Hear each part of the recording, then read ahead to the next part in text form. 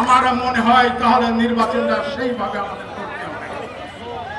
বিশেষ একটা দল আমরা লক্ষ্য করছি, যখন জামাতের নেতা শিশির মনি বলে রোজা এবং পূজা, মুদ্রার এপিট এবং অপিট, যখন কুষ্টিয়ার আমির হামজা জামাতের সংসদ সদস্য পদপ্রার্থী, উনি যখন বলেন কোরআনের 53 জায়গায় আমি ভুল ধরেছি, নাউজুবিল্লাহ বলে সবাই, তখন মনে হয় এদের দিয়ে বাংলাদেশে ইসলাম কায়েম হবে কিনা।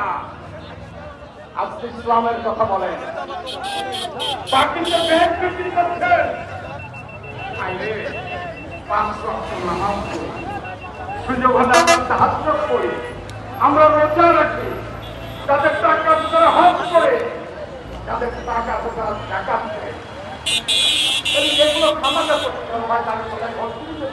আমরা ভেস্তে যেতে পারি, তাহলে এই